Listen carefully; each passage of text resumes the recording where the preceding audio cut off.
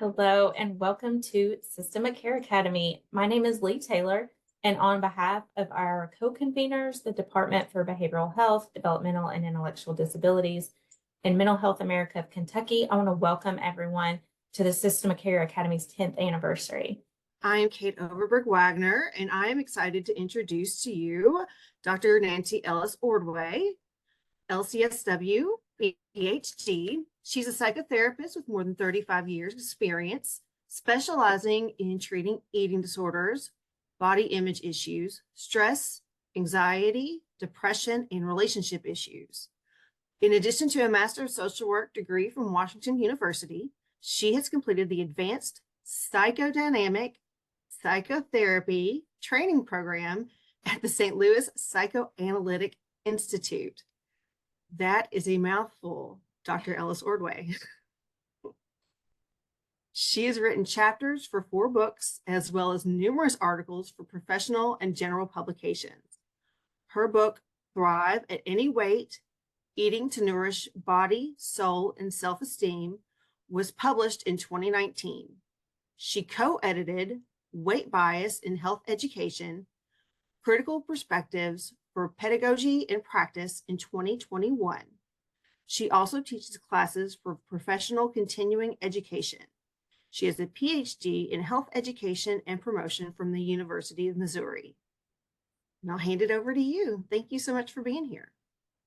Thank you for that lovely introduction. Thank you all for being here today.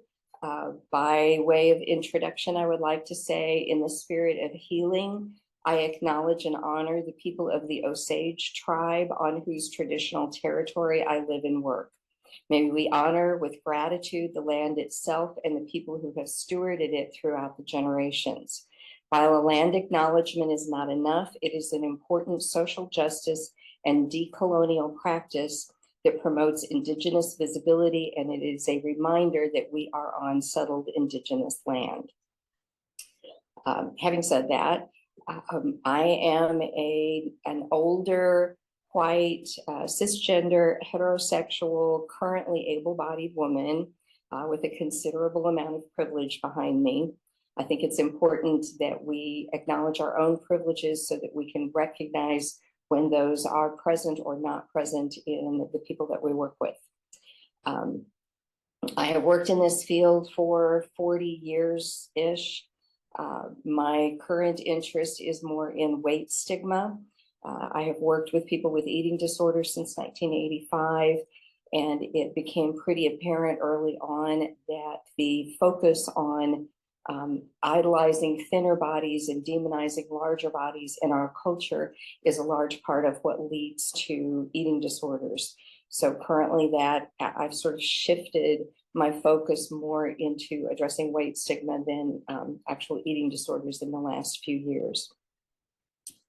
I'm going to be talking about a lot of information today that's going to be new to you and maybe questionable. So I have this slide to say I can back up everything I'm saying with scholarly sources and documentation. I will include some of that in the talk. If you want more information about that, you are free to contact me, and my contact information will be at the end of the PowerPoint. I would be glad to share any of my sources with you. Okay, I'm going to try this and see if it works. This is a video, and sometimes it will play and sometimes it doesn't. So let me see if I can. It looks like it is not going to play for me. When we get finished, I encourage you to go to YouTube and look up the video Poodle Science, which basically makes in 2 minutes most of the points that I'm going to make today, or at least some of them. So I can't get the video to play because I'm not very good with technology. I'm talking about weight stigma today. One of the things I want to address to start with is what we call confirmation bias. You may already be familiar with this concept. It is the tendency to seek out information that we already agree with and reject information that challenges those beliefs. It really isn't a reflection of the influence of our desire on our beliefs. What is it that we want to be true? What is it that we want to be not true?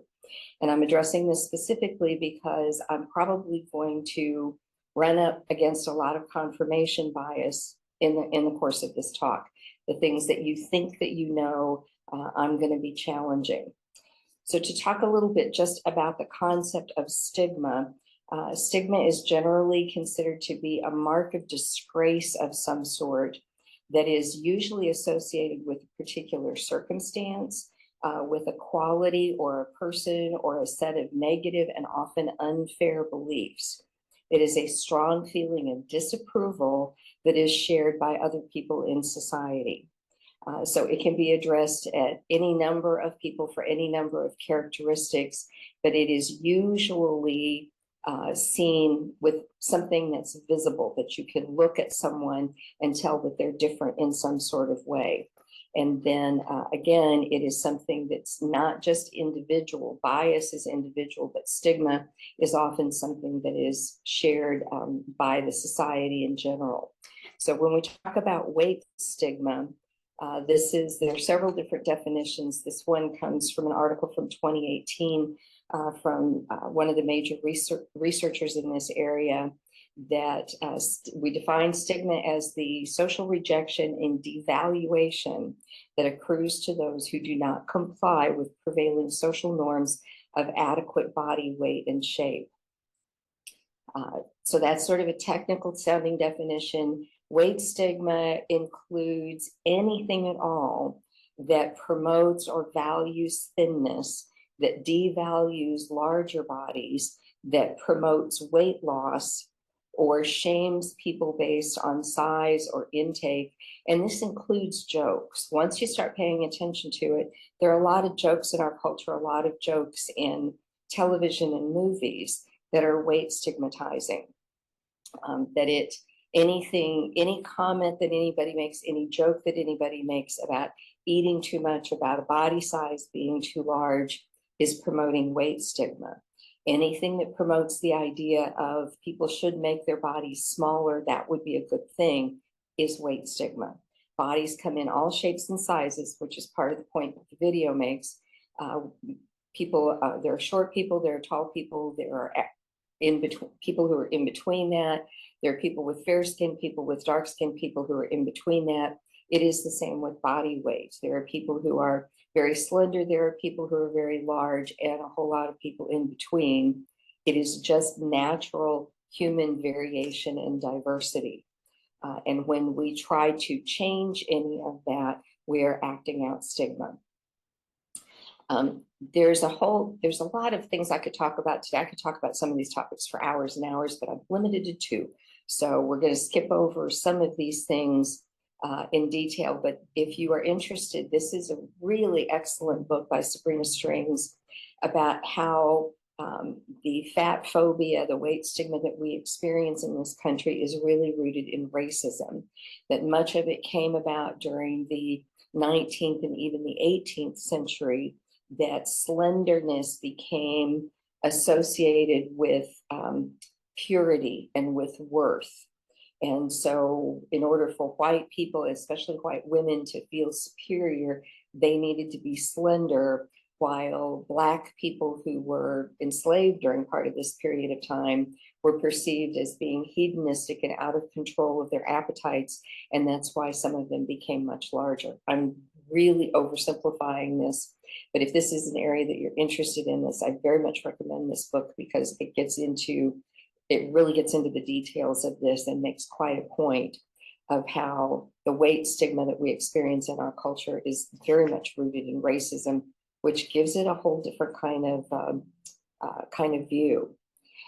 When we talk about weight stigma, when somebody is being treated badly because they live in a larger body, very often the response is, well, why don't they just lose weight? And that comment is based on a number of myths that are really widespread. The idea that weight is determined by calories in, calories out. You see that lots of places. All you have to do is reduce the calories in and increase the calories out. People will lose weight. The research does not show that. The idea that weight is controllable, that we can make up our minds to be thinner or heavier, that is not supported by the research either. Many people consider weight as a measurement of health, that the thinner you are, the healthier you are. Again, that is not borne out by the research, and that a correlation of that is that health can be improved with weight loss. And again, we do not have research that supports that. Some of the research seems to support that, but if you really get into it and look at the details, very often, like, okay, for instance, the research that's been coming out in the last few months about the weight loss drugs that are so popular right now, if you look at the research that's been done about that, first of all of the authors have financial ties to the companies that make the drugs, which makes it kind of questionable to begin with. And in most cases, anything that has to do with weight loss, they're following people for a relatively short period of time, maybe 6 months, maybe a year. That's not long enough to really see the long-term outcomes.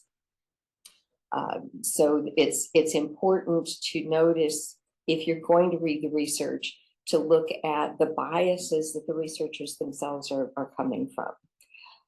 What we do know, what is supported in the literature and in the research, is the concept of the set point. The set point theory was first published in, I want to say, 1982, a book by Bennett and Gurin called The Dieter's Dilemma, talked about this idea of the set point, the idea that weight is primarily determined by genetics, and that most of us, if we don't pay any attention to it and don't try to change it, we will fall within a certain range of weights. The range itself may be 2 or 3 pounds, it may be 5 or 10 pounds, but that we will naturally fall within a certain range of weight. And we have to work very, very hard to get our bodies to be out of that range in one direction or the other. We do not have control over what that range is. The range is primarily determined by genetics. That when we restrict what we're eating, we increase our exercise in order to try to do the calories in, calories out thing.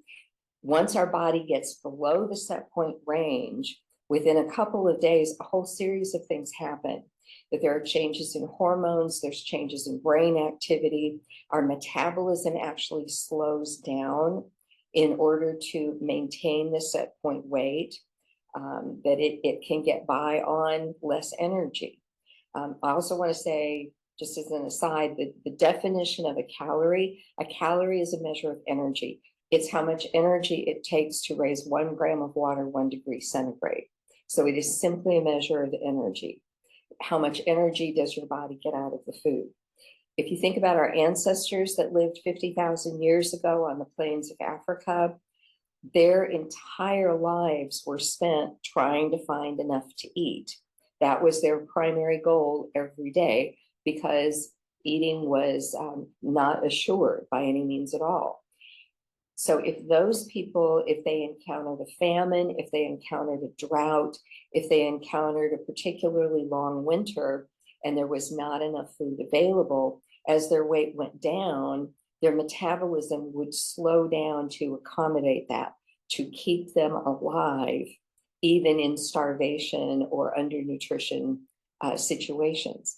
And then as soon as food was available again, and they would be eating a lot, the set point would actually shift upwards, that people would gain back the weight they'd lost, and then they would gain a little bit more in preparation for the next famine, the next drought, the next exceptionally long winter.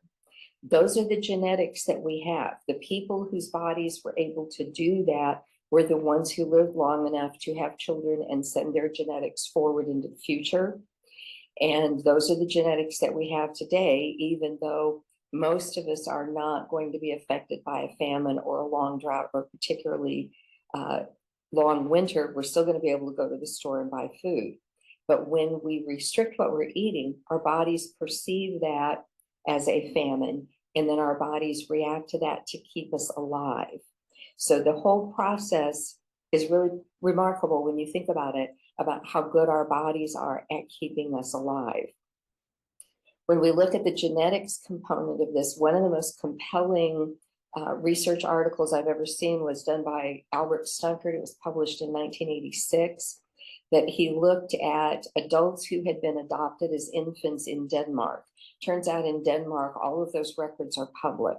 So he tracked down 500 and some odd adults who had been adopted as infants, and he weighed and measured them, and then he weighed and measured their adoptive parents and their biological parents.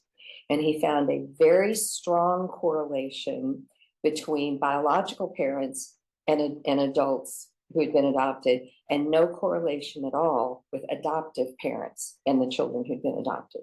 So in other words, if 2 skinny people had a baby together and that baby was adopted by 2 people in large bodies, that baby would still grow up to be skinny.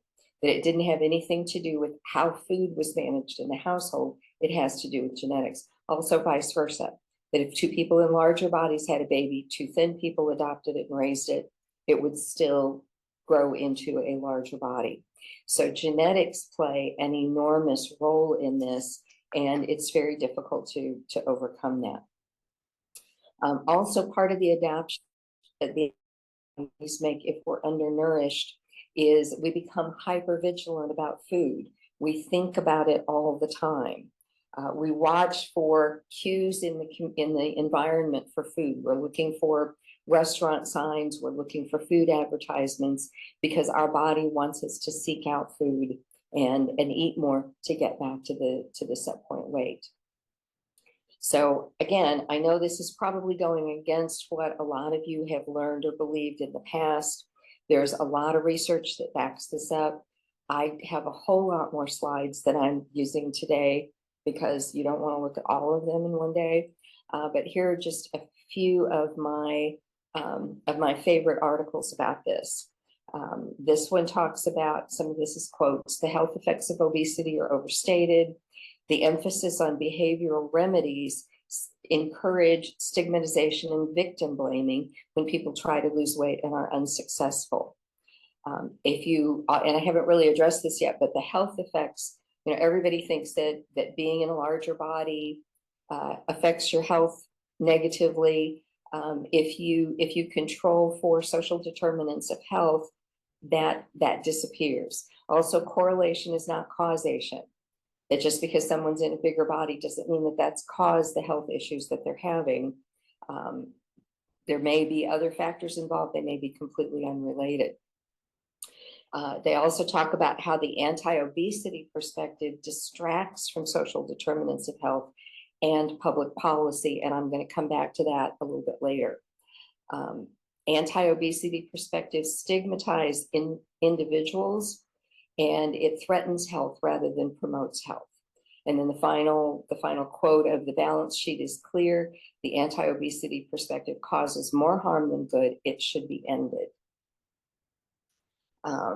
This is another really well-known article in my field about the research itself, that the weight stigma research itself has an anti-fat bias, that a lot of research on weight stigma focuses on how it prevents people from successfully losing weight, when the focus on successfully losing weight actually promotes weight stigma.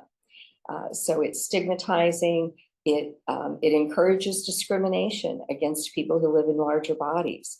That kind of discrimination can be publicly sanctioned, even if it's openly hostile.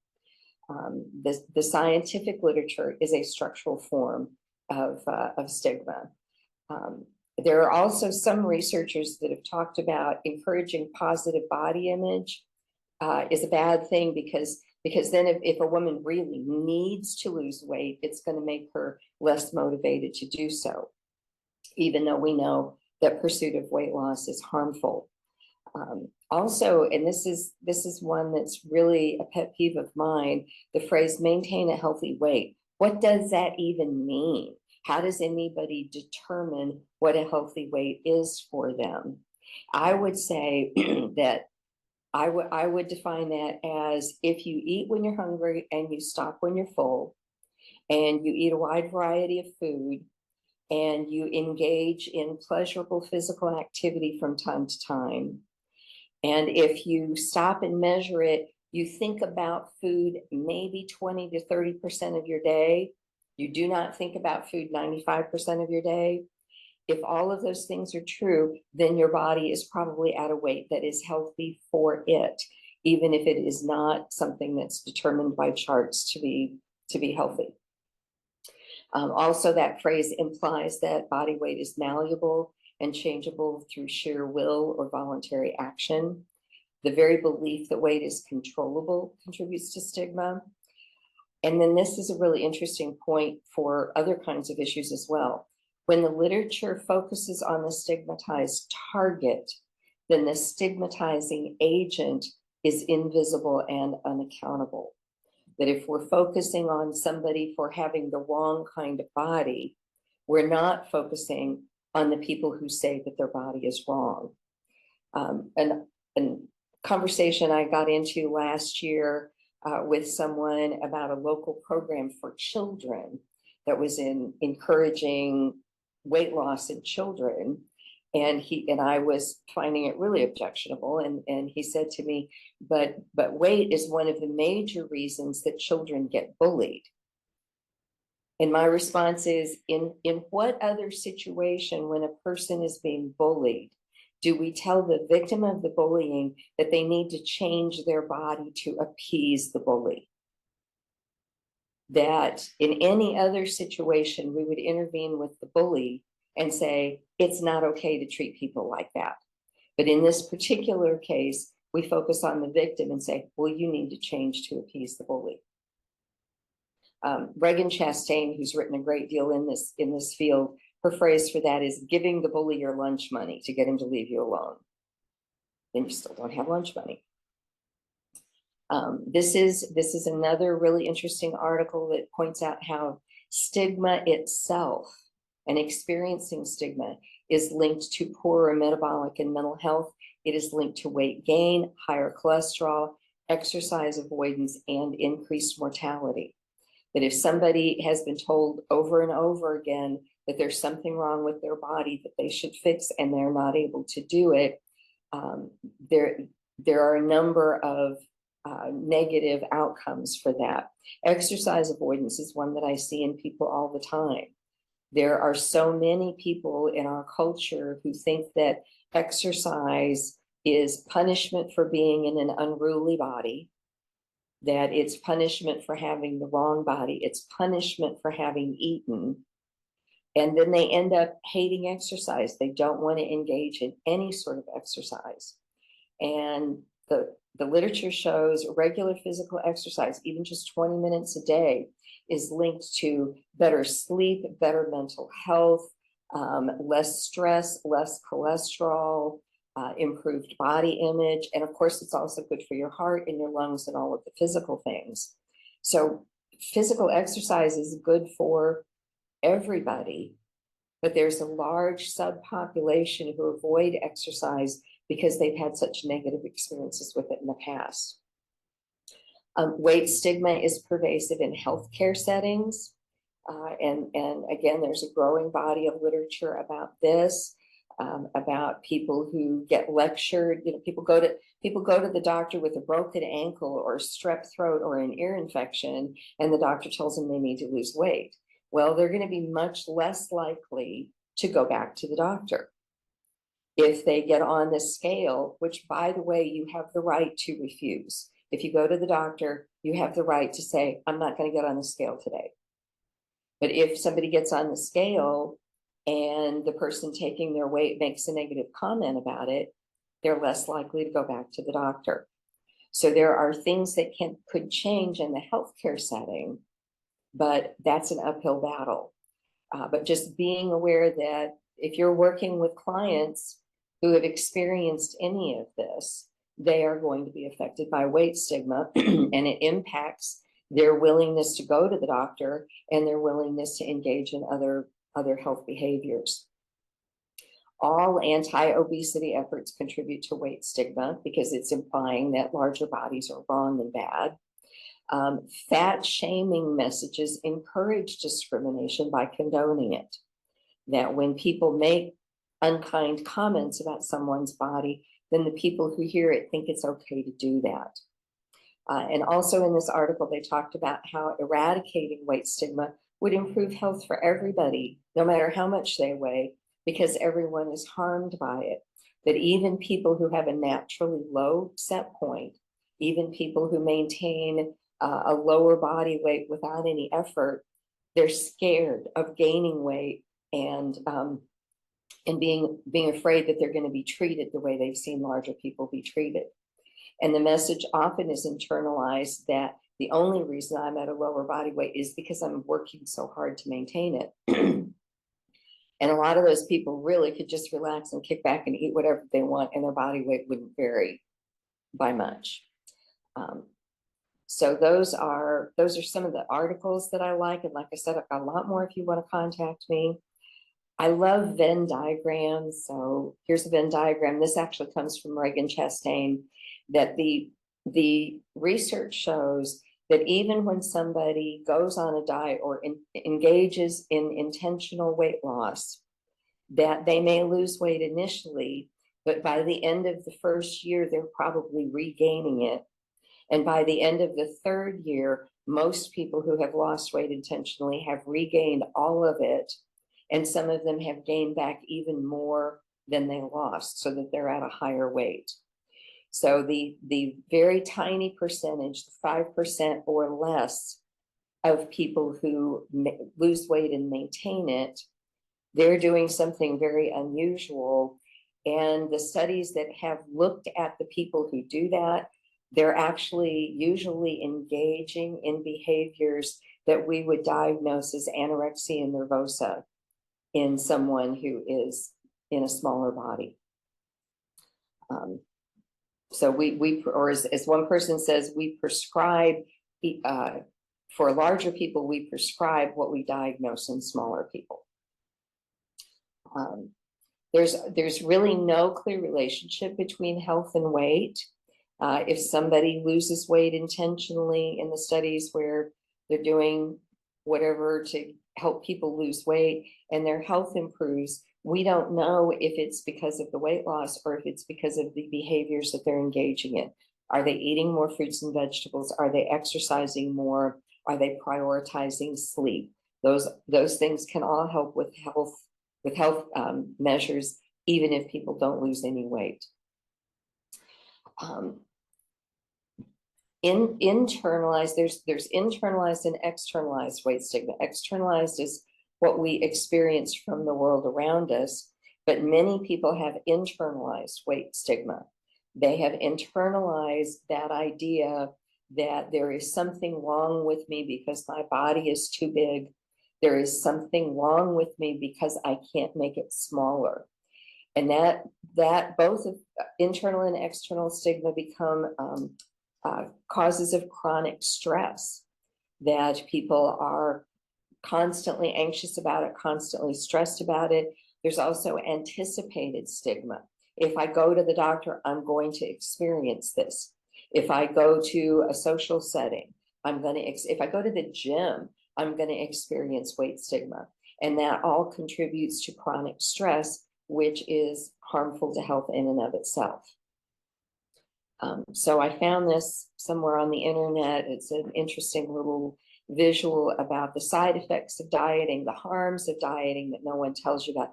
And I use the term dieting as sort of a general term for any pursuit of intentional weight loss, that it slows down your metabolism. It can lead to disordered eating. It can lead to binging.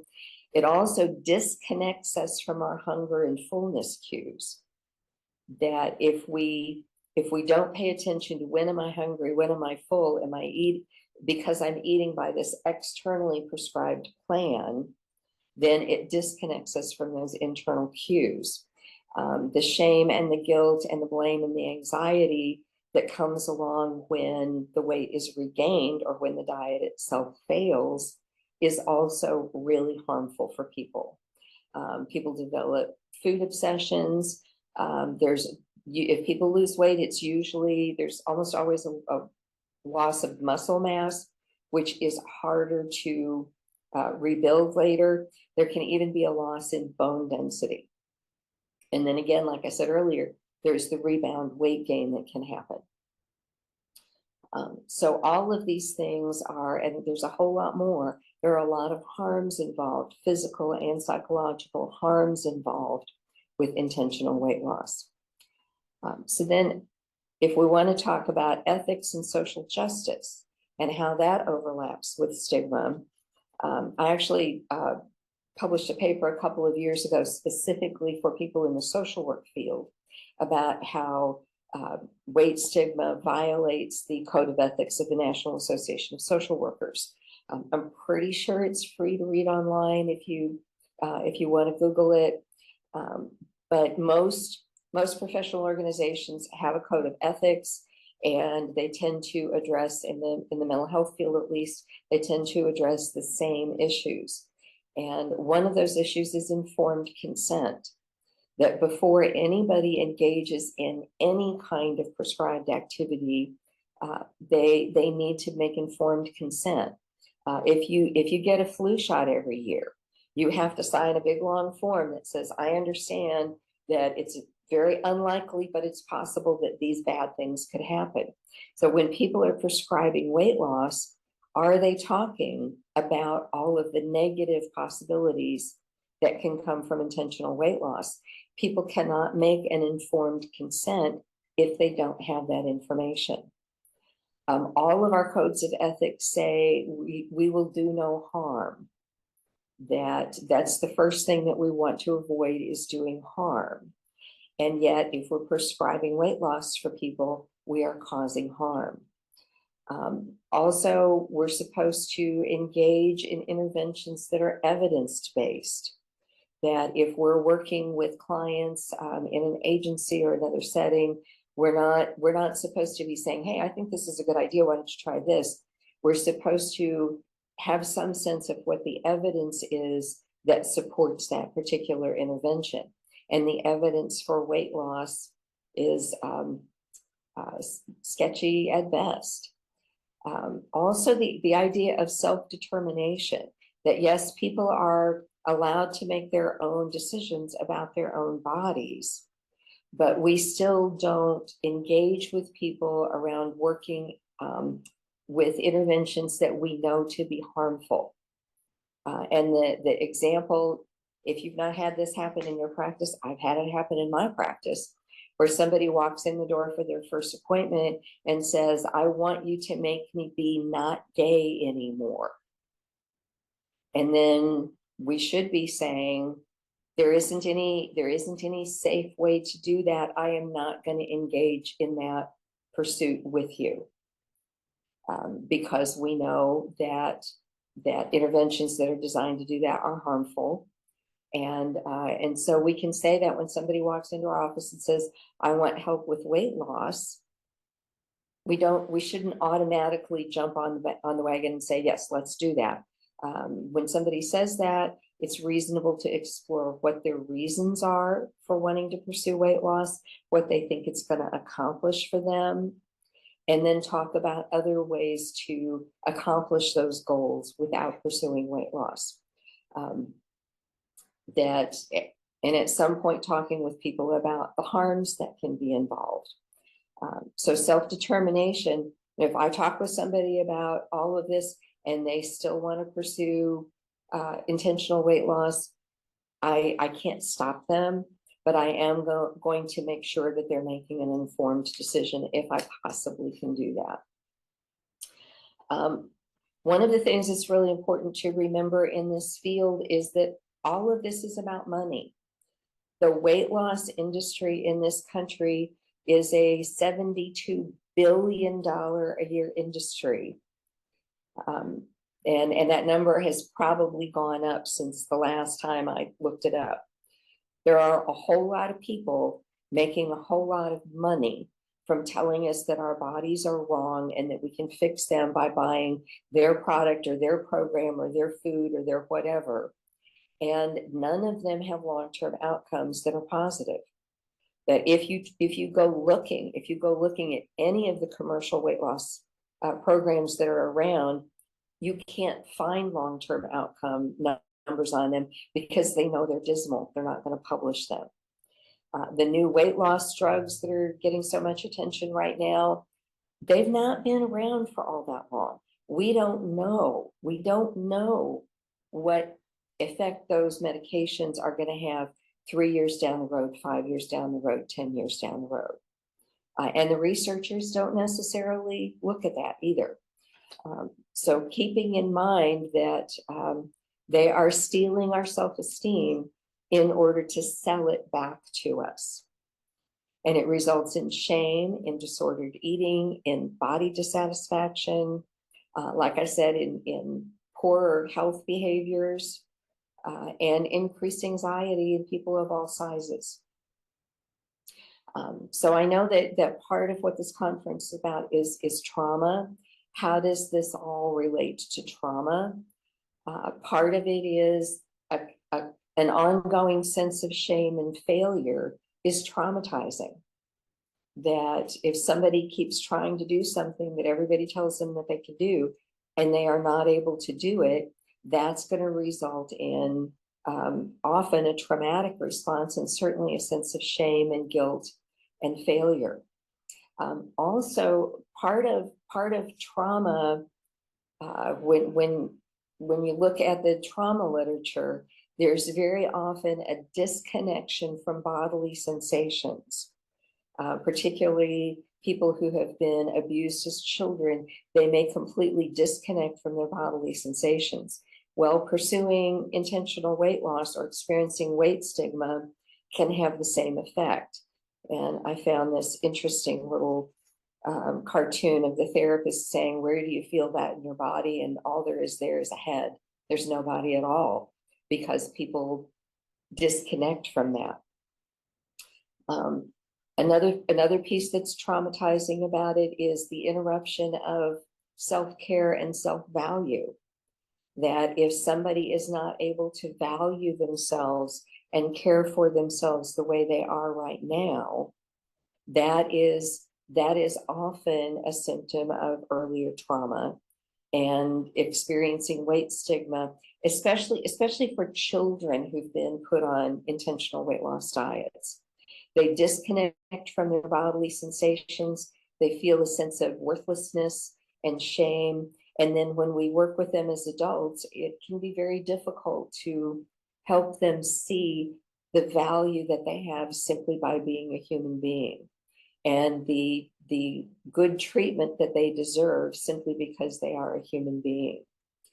And I talked a little bit earlier about how it affects access to health care, that experiencing the trauma of weight stigma keeps people from going to the doctor.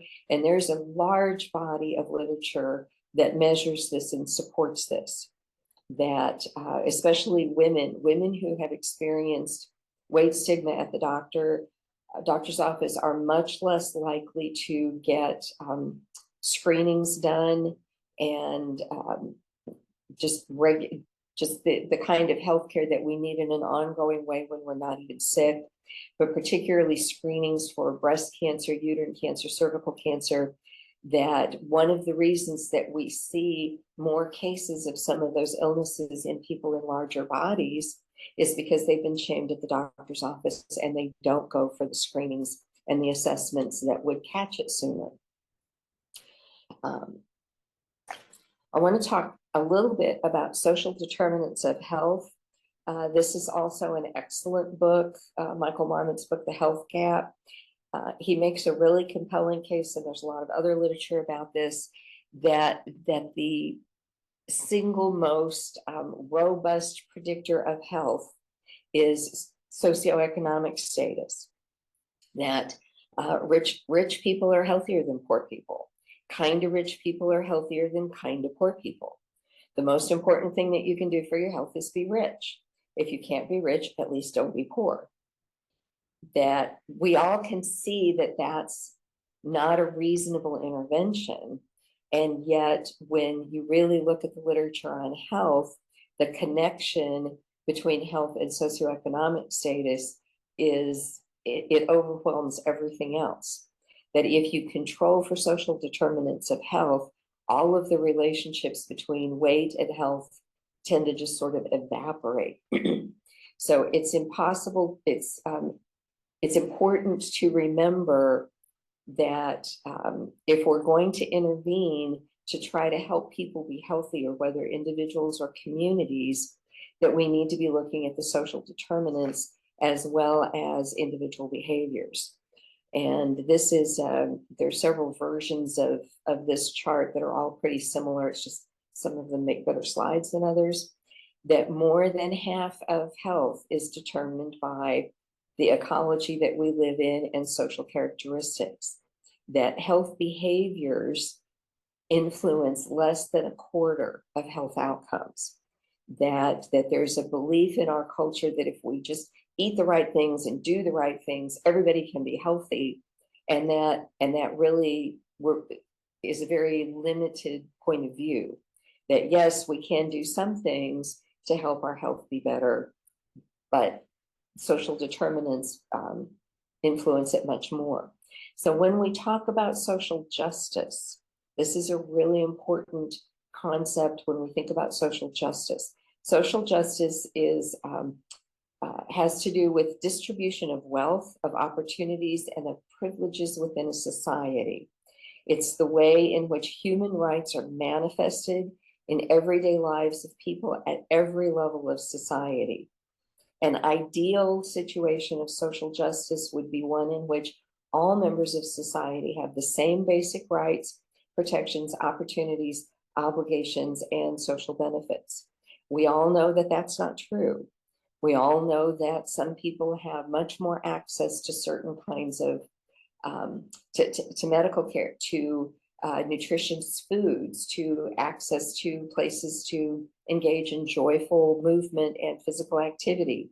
People have different levels of access to education. When you take this further, one of the things that's documented is that people who are poorer are much more likely to live in settings where there's a lot more environmental pollution, and that impacts health and affects health.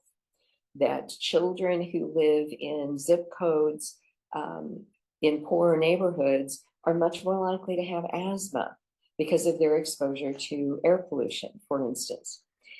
So one of the things that happens when we get focused on, oh, these people are not very healthy. We need to go in and teach them how to be healthier by losing weight, then that's a really good excuse to not look at social determinants of health. It's much more difficult to address poverty, to address access to education, to address access to employment. It's much more difficult to address those things than it is to say, well, we'll just go in and teach a nutrition class, because if people just know more about nutrition, they'll make better choices and they'll lose weight and they'll be healthier. So the focus, weight stigma becomes a very effective distraction from social justice movements. It also is sometimes sort of a hidden way of being racist or classist. That if we say, oh, people are in larger bodies, it's their own fault, then it's okay for us to not worry about them, because if they just made better decisions, they wouldn't be fat. Then that gives us an excuse to have those attitudes about people who are poor or people who are otherwise disadvantaged. So the social justice piece of weight stigma is really complicated and nuanced, and it's something that gets overlooked a good bit of the time. So when we talk about social justice, this is one of my favorite slides. When you look at this picture, do you see a glass that's half empty or a glass that's half full? Or do you say, did you know that the glass is refillable? Who or what is preventing you from accessing the faucet, and what are we going to do about that? That rather than just looking at how it is, how do we change it? What do we do about that?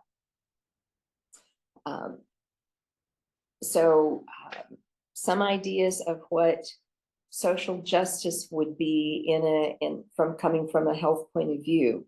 Social justice would include accepting the reality of body diversity. Bodies come in all shapes and sizes.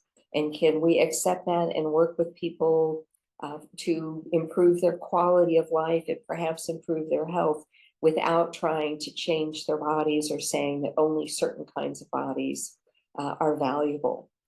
Can we, when we're discussing health, can we acknowledge the social determinants that are involved rather than focusing on individual behavior? Can we focus on a well-being solution rather than a weight change solution? Can we engage in interventions that reduce stigma and reduce discrimination for both individuals and society? Can we reframe stigma as discrimination rather than as individual blame? And can we focus on changing culture rather than changing bodies? So those are some ideas to think about. Health justice would be weight neutral. It would be weight inclusive. It would be focused on health rather than weight. It would be focused on well-being rather than body size. And it would acknowledge social determinants of health. You may have seen this cartoon. It appears on the internet, and there are several different versions of it, but it's just sort of a visual representation of part of what we need to keep in mind with all of this. That equality is about giving everybody the same thing. Equity is about giving everybody what they need. And justice is about removing the systemic barriers that cause the inequality to begin with.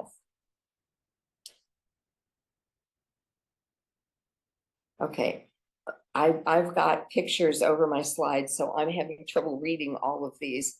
But Sonia Renee Taylor's book, The Body Is Not an Apology, is a really excellent book if you can access it. And I recommend a lot of books because I read all the time and I love books, so that's what I'm gonna tend to refer to.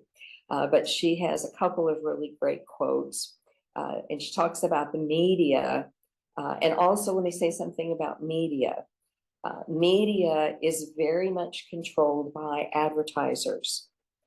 That in the old days, before social media, when we read a lot of magazines and newspapers, the advertisers in a magazine control the editorial content of the magazine.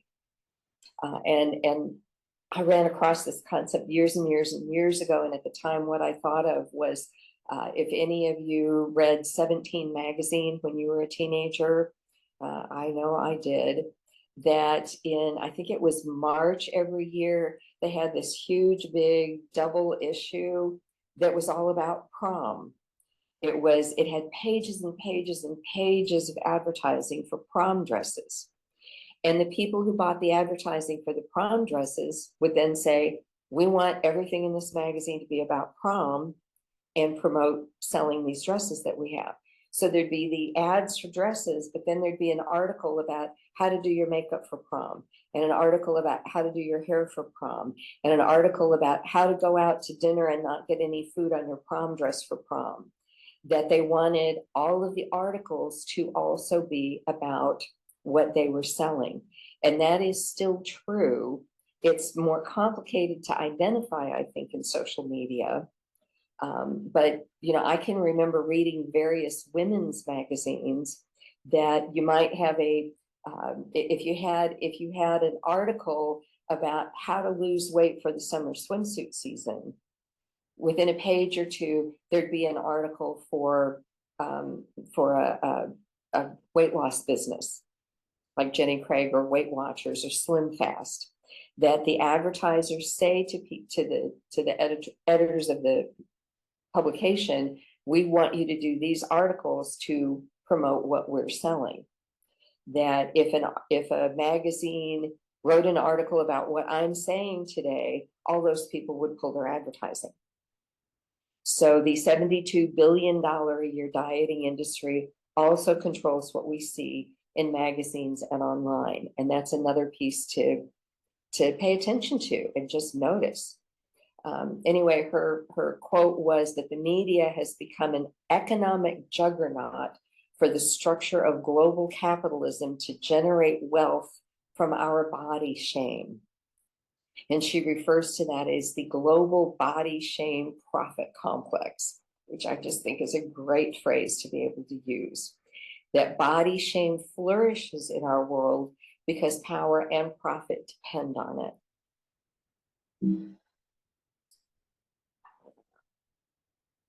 Also, Virgie Tovar's book, You Have the Right to Remain Fat. She talks about how dieting maps seamlessly onto the pre-existing American narrative of failure and success as individual endeavors. And if you think about this, if you work with populations that are marginalized, that are struggling, that there's still this idea in our culture that you should just pull yourself up by the bootstraps. And people who have always had the privilege of wealth and economic well-being are not going to understand how impossible that is for people who are living month to month on limited paychecks or limited resources, and how incredibly difficult it is to pull oneself out of poverty or out of even just low income, even if they're managing, how hard it is to do any better than that. And that's part of the American narrative, is that if you just put your mind to it, if you just work hard enough, you too can be a success. And yet we know that there's a limit to that. But dieting is the same idea. If you just put your mind to it, if you just make up your mind to do it, you'll be able to successfully lose weight, which is not true. Again, from Sonia Renee Taylor's book, Health is Not Something We Owe the World. We are not less valuable, worthy, or lovable because we are not healthy. And going back to the idea of self-determination, if people don't want to prioritize their health, that's their choice to make. Whether it's smoking cigarettes or using drugs or engaging in extreme sports where they might get injured, or eating mostly carry-out food. People get to make their own decisions about that. We do not owe it to anyone else to try to be their version of healthy. We are still valuable and worthy and lovable just because we are living human beings. Aubrey Gordon, if you're not familiar with her work, I think this is her second book. She's just brilliant. That she talks about, and this is applicable to lots of other populations and lots of other social justice issues, that if a marginalized identity can be established to be a choice, and one of the things that's kind of become a byword in the last few years is that millennials would be doing better financially if they just ate less avocado toast. That at that point we are saying it's a choice.